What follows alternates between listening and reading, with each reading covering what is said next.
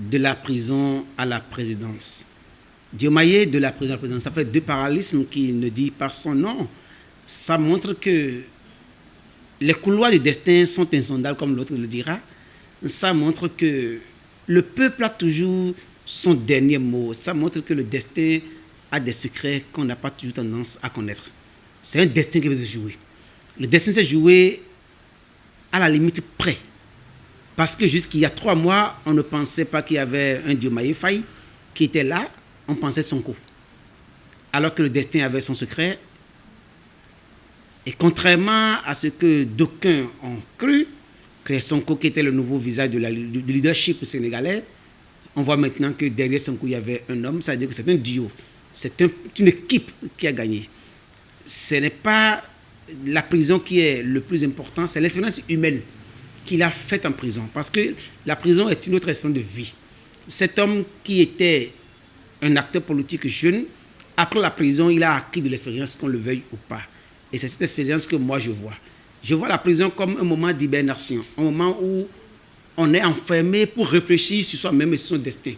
Je pense que ce passage est un passage de formation. C'est un couvent, en réalité, pour lui. Et d'autres ont déjà fait ce destin et n'ont pas démérité. Le plus grand souhait est que, comme Mandela et d'autres qui sont passés de la prison à la présidence, qu'il puisse devenir un grand président et qu'il laisse son nom à la mémoire, à la prospérité. C'est le moins qu'on peut souhaiter à lui-même, à Sonko et au peuple sénégalais. Être chef de l'État, ça a quelque chose de divin, en quelque sorte. Il aura beau être formé, si le divin, si les esprits, si le peuple, si les conseillers, si le contexte n'est pas favorable, il ne sera pas un bon dirigeant. Je pense que leur parcours est un avantage. Le contexte dans lequel il est venu au pouvoir est un avantage. Je pense que l'espoir qu'il porte est un avantage. Ce qui est à souhaiter est que les contextes, l'environnement l'accompagne et qu'il n'y ait pas trop d'austérité dans l'environnement pour l'amener à faire beaucoup de failles. Ce que je souhaite est que, comme il est allé voir le vieux Wade, qu'il aille à l'école des anciens. Ce que je souhaite est qu'il passe les premiers mois et même la première année à être beaucoup plus observateur qu'un acteur. Qu'il gouverne avec beaucoup de patience et beaucoup de concertation. Vous savez, le Sénégal a des références. Qu'on le veuille ou pas, Wade est là, d'autres sont là. Et Macky Sall n'est pas moindre aussi. Je pense que la chance qu'il a est qu'il est jeune et qu'il est humble. Ça, au moins, on l'a déjà vu qu'il est humble. Son humilité jouera en sa faveur.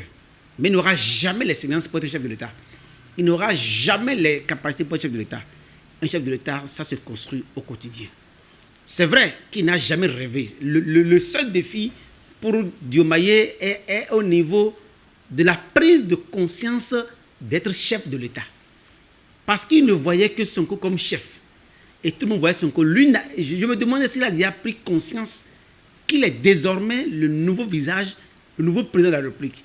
C'est le seul défi qu'il a à relever du moins. Vous savez, nos peuples sont tellement pressés et sont tellement euphoriques que souvent, ils sont impatients. Si le peuple sénégalais veut aider le nouveau président Diomaye Faye, je pense qu'il faudra qu'il soit patient et qu'il lui accorde un temps d'appropriation de l'exercice du pouvoir.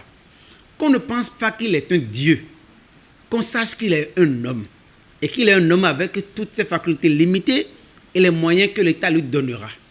Qu'on ne fasse pas l'erreur de vouloir tout de lui aujourd'hui et maintenant.